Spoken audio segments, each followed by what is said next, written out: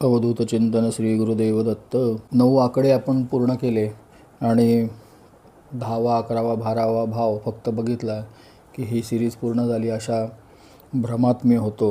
आणि महाराजांनी आदेश दिला की हे असं नाही, ह्याला धरून नुसतं 10 11 12 भाव सांगून चालणार नाही. लोकांना हे कळलं पाहिजे की मी हा असा का आहे.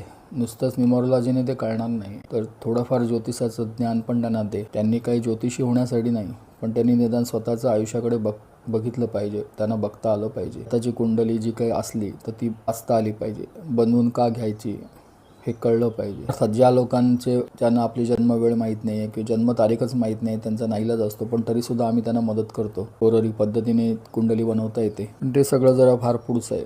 ज्योतिषशास्त्र खूप व्हास्ट आहे. अंकशास्त्र त्या मनाने लिमिटेड आहे. अंकशास्त्र ज्योतिषशास्त्राच्या 1/4 नाही आहे, असं माझं पर्सनल मत आहे. त्याला कोणी विरोधही करू शकेल, परंतु जे आहे ते मी आत्तापर्यंत जे अभ्यास करत आलो आहे त्याप्रमाणे ज्योतिषशास्त्राला खूप जास्त कंगोरे आहेत. एवढे सगळे कंगोरे सिरीजमधनं सांगणं कठीण आहे. काय मी कोणी असा नामवंत ज्योतिषी नाही आहे. मी माझ्या अभ्यासाच्या मार्गात किंवा त्या प्रवासामध्ये असताना मला जे काही कळलं आणि मला वाटलं जे तुम्हाला कामाचं असेल तेवढं तुमच्याशी नक्की शेअर करेन. ही आजपासून जे चालू करतोय हे पण चालू करण्याचं माझं मनोगत नव्हतं, पण मला महाराजांचा आदेश आला आणि त्याप्रमाणे मी करतोय ते सगळ्यांसाठी करतोय. तुम्हाला जरी 25% ज्योतिष म्हणजे काय ते कळलं, निदान तुमची स्वतःची कुंडली वाचता आली, तरी मी म्हणेन की माझ्याकडनं एक चांगली सेवा घडली. तर त्या दृष्टीने आपण सुरुवात करतो आहे. आधी पटकन 12 भाव बघून घेऊया, अगदी फास्ट बघून घेऊया, आणि मग एक रास त्या प्रत्येक भावामध्ये जेव्हा असेल तेव्हा ती कशा प्रकारचं तुमचं वर्तन असेल, काय प्रकारचे तुमचे साधारण जवळपास असे जाणारे इन्सिडन्स म्हणजे घटना असतील, हे पण बघता येईल आपल्याला. तर सुरुवात करतो. जास्त पालळ लावत नाही मी. तर कुंडलीमध्ये 12 घरं म्हणजे त्याला इंग्लिशमध्ये हाऊसेस म्हणतात किंवा स्थान म्हणतात किंवा भाव म्हणतात. तर कुंडली तुम्ही बघितली असेल, नसेल तर बघा आता. प्रथम स्थान, द्वितीय स्थान, तृतीय स्थान, चतुर्थ, पंचम, षष्ठ, सप्तम, अष्टम, नवम, दशम, एकादश आणि द्वादश म्हणजे 12. तर पहिलं घर जे आहे त्याला लग्न भाव म्हटलं जातं. लग्न म्हणजे जे विवाह म्हणतो ते लग्न नव्हे. लग्न म्हणजे लग्न भाव म्हणायची ज्योतिषात पद्धत आहे, ज्याला इंग्लिशमध्ये ॲसेंडंट म्हणतात. तर पहिलं घर दाखवतं शरीर, व्यक्तिमत्व, सौंदर्य आणि आरोग्य. दुसरं घर त्याला धनभाव म्हणतात. त्याच्यात संपत्ती, कुटुंब, आपली वाचा म्हणजे आपण जे बोलतो ते बोलणं आणि आर्थिक स्थिती बघितली जाते.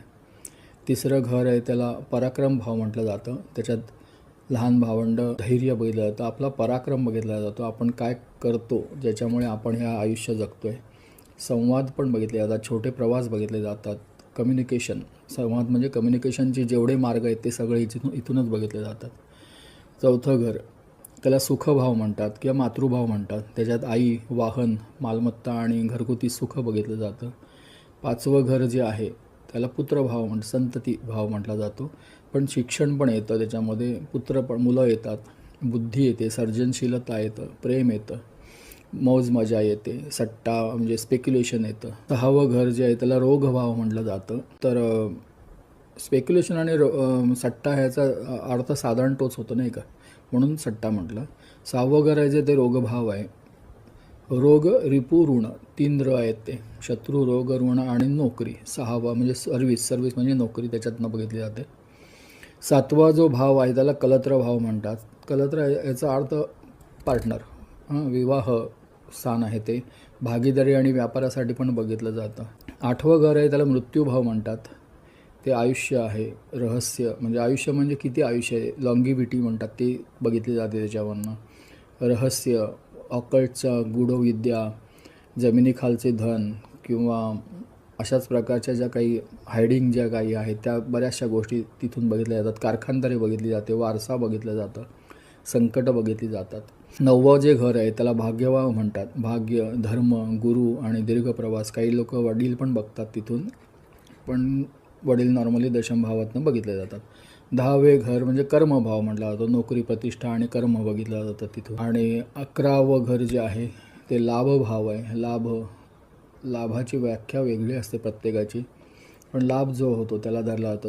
आपण इच्छापूर्ती म्हणूया त्याला, डिझायर फुलफिलमेंट. मित्र, असं सगळं 11व्या घरात येतं. आणि 12वा जो भाव आहे त्याला व्ययभाव म्हटला जातो. खर्च, मोक्षाचा भाव, परदेश गमन, इन्व्हेस्टमेंट, कळलं की नाही, अशा काही गोष्टी 12व्या भावानं बघितल्या जातात. परदेश एजन्सीज की फॉरेन सेटलमेंट पॉसिबल आहे की नाही हे 12व्या घरावरून बघितलं जातं. तर आपण एक फार फास्ट अशा प्रकारे सगळे 12च्या 12 भाव बघितलेत. आता कसं होतं की 12 जसे भाव आहेत तशा 12 राशी आहेत. पहिली रास मेष रास आहे, दुसरी वृषभ आहे, तिसरी मिथुन आहे, चौथी कर्क आहे, 5वी सिंह आहे, 6वी कन्या, 7वी तुला, 8वी वृश्चिक, 9वी धनु, 10वी मकर, 11वी कुंभ, 12वी मीन, अशा 12 राशी आहेत. तर ह्या राशींचे इंडिव्हिज्युअल वर्णनं त्या वेळेला येत राहतील. त्याचं डुप्लिकेशन नको व्हायला म्हणून मी काय करतोय आता, महाराजांचा आदेश आहे की पहिल्या 4 राशी पण आज बघणार आहोत. नंतर त्या 4 राशी जेव्हा कुंडलीतल्या 12 भावामध्ये कशा प्रकारे फळ देतील, सकारात्मक कसे, नकारात्मक कसं फळ देईल किंवा कसे तुमचे स्वभाव असतील, हे आपण नंतरच्या भागात बघू. तर आज आपण, कारण प्रत्येकाला आपली रास फार प्यारी असते. मी बघितलं लोक सारखे त्या पेपरमध्ये कुठे जिथे चंद्रराशीचं, त्यांना हे चंद्ररास आहे का जन्मरास वगैरे काही माहीत नसतं. माझी राशी आणि माझ्या राशीमध्ये काय काय चांगलं आहे ते सगळं माहीत असतं. काहीतरी एखादं चुकीचं आलं की स्वभावातला दोष आला तर ते बघून न बघितल्यासारखं करणं वगैरे नेहमी जाणवत असतं. तर त्या दृष्टीने जसं आम्ही हा नवीन जो प्रयत्न चालू करतो ह्याच्यामध्ये राशीवर केंद्रित सांगणार आहोत काही गोष्टी. तर आपल्या भचक्र म्हणतात त्याला, त्याच्यामध्ये 360 टोटल अंश, त्याच्यातल्या अंशाची एक रास, अशा प्रकारे आपण बघणार आहोत. कालपुरुषाची कुंडली असं वारंवार म्हटलं जातं. कालपुरुषाची कुंडलीचा अर्थ एवढा समजून घ्यायचा की कुठलंही आपण एखादी गोष्ट शिकायला जातो तेव्हा त्याच्यासाठी सुरुवातीला एक उदाहरण म्हणून दिलेलं असतं की त्याच्यावरून आपण सगळ्या गोष्टी समजून घेत असतो. तर जेव्हा तुम्ही कुंडली बघितली असेल, नसेल बघितली तर जाऊन बघा, स्वतःची बघा. असं नाही स्वतःची नसेल, तुम्हाला काही लोकांना आपलं जन्मवेळ माहीत नसते, काही लोकांना आणखीन काय असं, कोण म्हणतं आमची कुंडली बनवलीच नाही, तर तुम्ही गुगल करा आणि बघा तिथे कुंडली कशी असते ती. तर त्या कुंडलीमध्ये 12 हाऊसेस म्हणतात इंग्लिशमध्ये, मराठीत किंवा याच्यामध्ये स्थान भाव असं म्हटलं जातं, घरं म्हटलं जातं. तर 12 असे त्याच्यामध्ये भाग आहेत, भाव आहेत किंवा स्थानं आहेत. त्या 12 स्थानामध्ये 12 राशी विभागलेल्या आहेत. तर कालपुरुषाची कुंडली म्हणजे काय, तर प्रथम रास कुठली, तर मेष रास लिहिलेली असते. दुसऱ्या त्याच्या बाजूचा द्वितीय भाव जे आहेत किंवा स्थान आहे तिथे वृषभ, तृतीयमध्ये मिथुन, चतुर्थमध्ये कर्क, पंचममध्ये सिंह, षष्ठामध्ये कन्या, सप्तममध्ये तुळा किंवा तूळ, अष्टम भावामध्ये वृश्चिक, 9वात धनु, 10मध्ये मकर, 11मध्ये कुंभ आणि 12मध्ये मीन, अशा प्रकारे त्या राशी लिहिलेल्या असतात. ह्या अशा प्रकारे सगळ्यांच्या आयुष्यात येतात का, तर नाही. पण समजून घेण्यासाठी आपण हे घेतो की प्रथम भावात मेषरास येते कालपुरुषाची कुंडली. आता कालपुरुषाची कुंडली म्हणजे काय, कोण कालपुरुष, म्हणजे जेव्हा तुम्ही ओरिजिनल जे काय असेल ना ते ह्या भावात आहे, तर तुमच्या कुंडलीमध्ये मेषरास प्रथम भावात असेलच असं काही सांगता येत नाही. ती कुठल्याही भावात असू शकते. तुमच्या जन्मवेळी काय स्थिती आहे, तुमची चंद्ररास पण मेष आहे की नाही सांगता येत नाही, किंवा मिथुन आहे की नाही सांगता येत नाही.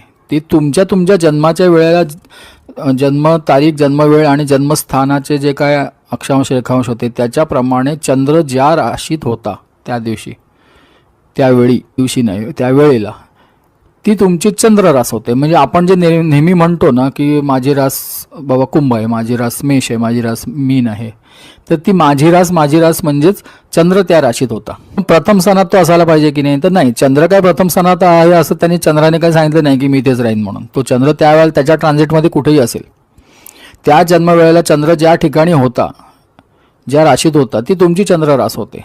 मग प्रथम स्थान म्हणजे काय, तर प्रथम स्थान जे आहे, प्रथम म्हणजे हा स्थान म्हणजे first house of the horoscope, तर ते काय आहे, तर तुमच्या जन्मवेळी पूर्व क्षितिजावर कुठली रास उदित झाली, उदित म्हणजे उगवली होती, कुठली होती, एक्झिस्टिंग होती तिथे, ती तुमची जन्मरास होते. आणि चंद्ररास काय असते, तर ज्या राशीत चंद्र होता. आजपुरतं एवढं समजलं बास झालं. ते जन्मरास आणि चंद्रराशीतला फरक आणि आपण नंतर बघू, ठीक आहे. पण तुम्ही जे नॉर्मली बोलत असता की माझी रास, तर तुमची रास कुठली, तर चंद्ररासच आपण धरत असतो. जे वेस्टर्न लोक आहेत, पाश्चात्य लोक आहेत, ते चंद्राच्या ऐवजी सूर्य ज्या राशीत होता ती बघत असतात काय, म्हणून त्यांचे सन बेस असतात आणि आपली मून बेस असतात. तर त्याच्यापुरतं आपल्याला सुरुवातीला एवढं बास झालं. जास्त डोक्याला त्रास, जर डोकं दुखायला लागेल, उद्यापासून ऐकायचं बंद कराल, तर मेष राशी पहिली रास. तर मेष राशीचं साधारण व्यक्तिमत्व कसं असतं, तर उत्साही असतात, धाडसी असतात, नेतृत्वकारी असतात. त्यांच्याकडे सकारात्मक गुण म्हणजे काय होतं की ते पराक्रमी असतात, गटावर विश्वास जास्त असतो, युक्तीपेक्षा शक्तीवर विश्वास जास्त, आत्मविश्वास खूप असतो, निर्धार खूप असतो, जिद्दी असतात, कर्तबगार असतात, स्वतंत्र वृत्तीचे असतात, मी करणार, मला करायचंय, मीच करणार, दुसऱ्या कोणी नाही करायचं, साहसी असतात. मंगळाची रास आहे ना मेष ही मंगळाची पहिली रास. मंगळाचे सगळे जे गुण आहेत ते त्या राशीत पुरेपूर उतरलेले असतात, कळलं की नाही. त्यामुळे गरम पण असतात. गरम म्हणजे असं गरम नव्हे, गरम म्हणजे त्यांना डोकं गरम असतं, शॉर्ट टेम्पर्ड असतात, साहसी असतात, आव्हानांना तोंड द्यायला आवडतं म्हणून सारखे आव्हानांवर जाऊन आ बैल म्हणजे मार्क पण करतात बरं का. उत्साह असतो, ऊर्जा ह्यांचा मोठा स्रोत त्यांच्याकडे असतो. नकारात्मक काय असतं, साहजिक आहे, हे सगळं असलं म्हणजे स्वभाव तापट असला, अहंकारी असणारच. आक्रमक असतात, आक्रमक हुकुमशाही वृत्ती असते, ॲग्रेसिव्ह म्हणतो आपण त्याला, डायरेक्ट दुसऱ्याला जाऊन भिडायचंच. मग ती स्त्री असो वा पुरुष. स्त्री लग्न करून गेल्यानंतर काही दिवस शांत राहते, नंतर दाखवते मग आपले गुण. राग आणि अधीरपणा भरपूर असतो, अपमान अजिबात सहन होत नाही. बऱ्याच लोकांना सहन होत नाही, त्या काही फक्त मेषाला नाही पण ह्यांना जास्त होत नाही. अपमान तर सहन होत नाही, पण दुसऱ्यावर वर्चस्व गाजवण्याची फार इच्छा होत असते बरं का. वाकणार नाहीत आम्ही सेनापती. मंगळाला सेनापती म्हटलं गेलेलं आहे बरं का. मंगळ सेनापती आहे, मग तो दादागिरी करणार आणि समोरच्याने सहन करायची ती. त्यामुळे वर्चस्व गाजवण्याची इच्छा असते. थोडंसं बोलणं फटकळ असतं आणि मूड स्विंग्स वगैरे होत असतात त्यांना. आता आपण बघितलं की त्यांना स्पर्धा, साहस, नेतृत्वाची आवड असते. मग त्यांना लीड घ्यायला आवडतो. मग त्यांनी लीड घेतली की कोणाला तरी ते सहन नाही होणार ना, ते यांच्यावर टीका करणं, मग ती टीका पण सहन होत नाही. हे आनंदात असतील ना, हे ह्यांच्या पूर्ण शक्तीचा ह्यांना वापर करायला वगैरे मिळत असतील, नंतर ते मदतीला वगैरे पण तयार असतात बरं काही इतरांच्या. पण ह्यांच्या मनाविरुद्ध गेलं ना तर ते डूब पण धरतात. हा माझा अनुभव आहे इतके वर्षातला. कारण नसताना, काही संबंध नसल्या सुद्धा व्यक्तींच्या बाबतीत मनात कुभावना ठेवून असतात. नॉर्मली सकारात्मक विचारांचे असतात, पण यांचे इंटरेस्ट जिथे क्लॅश होतात तिथे हे तेवढे सकारात्मक वगैरे काही राहत नाहीत. तर ही पहिली रास झाल्यानंतर दुसरी रास आहे वृषभ. तर वृषभ राशीचं व्यक्तिमत्व कसं आहे, स्थिर आहे. तर पहिली सांगायचं राहिलं, मेष रास जी आहे ती अग्नितत्वाची रास आहे. आता आपण तत्व नंतर बघणार आहोत, आत्ताच सगळं केलं तर काही आठवणार नाही. अग्नितत्वाची, त्यामुळे तापट हा प्रकार आला.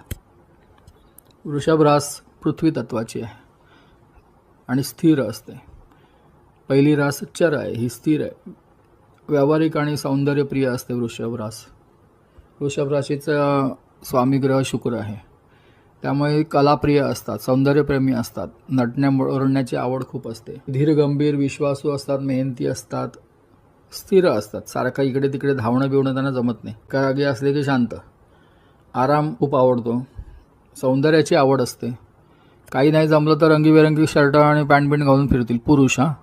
बायका तर काय नटण्याचं काय एंडलेस असतं, पण पुरुषसुद्धा मी बघितलं कधी कधी काहीतरी एकदम जंगल प्रिंट घालतात. त्यावेळी बघत नाही आपलं वय काय, आपण काय करतोय. कला, संगीत ह्याची फार आवड असते. खाणं फार प्रिय असतं आणि चिकाटी असते, कामामध्ये चिकाटीने काम करत राहतील. खूप करणार नाहीत, मेषसारखं धडाकेबाज करणार नाहीत, पण जे करतील ते चिकाटीने करत राहतील. मी बघितलेत किती एखाद्या गोष्टीचे म्हणजे आपल्याला कंटाळेल, त्यांना बघून सुद्धा आपल्याला कंटाळेल इतकी चिकाटी असते कामात. संयम असतो. हे सकारात्मक बैल तर नकारात्मक पण बघायला लागतील. स्वभाव जिद्दी असतो, बदलाला पटकन स्वीकारत नाहीत. स्थिर रास आहे ना, तेव्हा बदल नको असतो काय. हेच मी सांगायचा सगळ्यांना प्रयत्न करतो की आपण हे ज्योतिष समजून घेतल्यानंतर आपल्याला कळणार की आपण असे का आहोत. मैं ऐसा क्यों हूं, मी असा काय, माझ्या घरातली ही व्यक्ती अशी काय, माझा मुलगा असा काय, माझी मुलगी असं काय, माझा नवरा असा काय, माझी बायको अशी काय, हे सगळं कळणार आहे हळूहळू. मी त्यांच्यावर राहताय त्यामुळे तुम्हाला ते तरी नक्की कळतील. म्हणजे शत्रू पण कळतील, मित्र पण कळतील. आणि खूप स्थिर जास्त असले ना की आळशी होतात. कळलं, लॉजिक आहे नाही का. आपण काय उगाच इकडे तिकडे पतंग उडवत नाही मी. त्यांना लोभ ही वृत्ती असते. लोभी म्हणजे काय, मला हवं, साहजिक आहे ते. मालमत्तेची पण आवड असते. ह्या लोभ आणि मालमत्तेची आवड ह्याचं जास्त जेव्हा अवास्तव वागलं जातं ना तेव्हा अडचणीत येतात. मात्र राग खूप येतो यांना, पण सहन करतात शांतपणे. उद्रेक होत नाही मेष सारखा. कधी जमलं तर मग तीव्र प्रतिक्रिया देऊन बघतात, पण तेवढ्यापुरतीच. अशा लोकांना मित्र किंवा दीर्घकालीन नात्याची पसंती असते. ते उदार, प्रेमळ आणि घरगुती जीवनाचा आनंद घेणारे असतात, पण नवीन गोष्टीसाठी वेळ लागतो. नवीन गोष्टी स्वीकारायच्याच नाहीत. मैत्रिणी मित्र जे आहेत ना तेच घेऊन बसायचे कायम. नवीन कोणतरी आलं तर त्याला स्वीकारायची सुद्धा ह्यांची इच्छा नसते. चाललंय ना माझं ते बरं चाललंय. त्यांच्यानंतर येते ती मिथुन रास. मिथुन रास ही वायुतत्वाची रास आहे. मिथुन रास ही द्विस्वभाव राशी आहे. बुद्धिमान असतात, चपळ असतात, बहुमुखी असतात. बुध यांचा स्वामीग्रह असल्यामुळे बुद्धीशी संबंध जवळचा असतो. उत्कृष्ट संभाषण करू शकतात. विनोदी किंवा नवीन नवीन कल्पनांनी गच्च भरलेल्या काही तुमच्यापुढे सादर करू शकतात, लिहू शकतात. लेखनाची पण आवड असते त्यांना. कलांमध्ये, छंदांमध्ये पण मास्टरी असते बरेचदा. कलात्मक असतातच. क्रिएटिव्हिटी असते त्यांच्याकडे. त्यांचं मन असतं ना, ते सतत कशात ना कशात तरी व्यस्त असतं, बिझी असतं फार. बदलप्रिय असतो त्यांना. निर्णय घेण्याची क्षमता थोडी कमी पडते त्याच्यामुळे. आणि अस्वस्थ पण असतात, सतत अस्वस्थ असतात. वायुतत्वाची रास ना, सातत्याने अस्वस्थता असते. उत्साही, चातुर्यपूर्ण, सामाजिकदृष्ट्या सक्रिय वगैरे सगळं असतं. विविध क्षेत्रात प्रतिभावान असतात. मी बरेचसे डॉक्टर या राशीचे बघितले. त्यांना बऱ्याच विषयांचा अभ्यास करणं, माहिती गोळा करणं, त्याच्यावर लोकांना सांगणं, ती लिहिणं याची फार आवड असते. संघटनात्मक असतात, त्यांच्या टीम्स बनतात, मित्रमंडळी भरपूर असतात आणि वाक्पटुत्व असतं, त्याच्यामुळे इम्प्रेशन मारतात लोकांवर. मग सकारात्मक बरोबर नकारात्मक म्हणजे काय, तर सतत कसल्या ना कसला गोंधळ घातलेला असतो याने. दोन अपोजिट भावनांमध्ये अडकलेले असतात. वायू म्हणजे वारा, तो सातत्याने फिरत असतो, त्यामुळे कधी एका गोष्टीवर धड राहत नाहीत. कॉन्सन्ट्रेशन व्हायला फार कठीण जातं. काही मनासारखं घडलं नाही की चिडचिड पण होतं. एक जनरल असं बघितलं आहे की नात्यात आणि करिअरमध्ये वगैरे हे आनंदी असतात. बरं का, एन्जॉय करतात, एनग्रॉस्ड असतात त्यांच्या कामामध्ये. त्यांचं काम ते अतिशय आवडीने मन लावून करत असतात. बाकी ते असे सरभरलेले असतात बऱ्याच वेळा आयुष्यामध्ये. लग्न वगैरे झाल्यानंतर काही काळ त्यांना स्थिरता येते, परत आपले सरभरतातच. तर ही तिसरी रास. पहिली मेष, दुसरी वृषभ, तिसरी मिथुन. आता चौथी रास आहे कर्क. चंद्र त्याचा स्वामीग्रह आहे. कर्क राशीचं व्यक्तिमत्व भावनिक असतं, संवेदनशील असतात. कर्क ही जलतत्वाची रास आहे. चर रास आहे. ती सतत काही ना काहीतरी करत राहतील. चर स्थिर वगैरे नंतर परत विस्ताराने सांगेन. यांचे सकारात्मक गुण म्हणजे हे लोक सहानुभूतीशील असतात, प्रेमळ असतात, कल्पनाशील असतात, निष्ठावान असतात. कुटुंबाची काळजी घ्यायला यांना फार आवडते. मित्रांना मदत करतील, घरगुती सुखाचा आनंद घेतील. सर्जनशील असतात चंद्राच्या प्रभावामुळे. दिसायला चांगले असतात बऱ्याचदा, पण चंद्र जसा असेल त्याच्यामुळे हळवे फार असतात. अंतर्ज्ञान, थोडीफार इंट्युशन असते. नकारात्मक गुण म्हणजे त्यांचा स्वभाव मोडी असतो, संशयी असतात, संवेदनशील जास्त असतात. जरा कोण काय बोललं की खटक्कन लगेच ह्यांची झालं, डोळ्यातनं पाणी चालू किंवा राग, आयदर वे. सारखे मूड स्विंग्स होत असतात. सारखं आत्ता काय बोलतील आणि उद्या काय करतील ह्याच्यामध्ये काही ताळमेळच नसतो कधी. छोट्या छोट्या गोष्टींवर राग येतो. भूतकाळात रमायला आवडतं.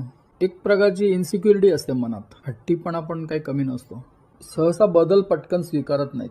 खरं चर राशीचं काही हरकत नाही स्वीकारायला, पण नको असतं त्यांना. लोकसंग्रह भरपूर असतो त्यांचा. लोकांचं सर्कल फार मोठं असतं या लोकांचं. पण हे भावनिक असल्यामुळे बऱ्याचदा काय होतं, तुटतात माणसं. कोण काय बोललं तर त्याला मनात ठेवून देतात धडा शिकवायला.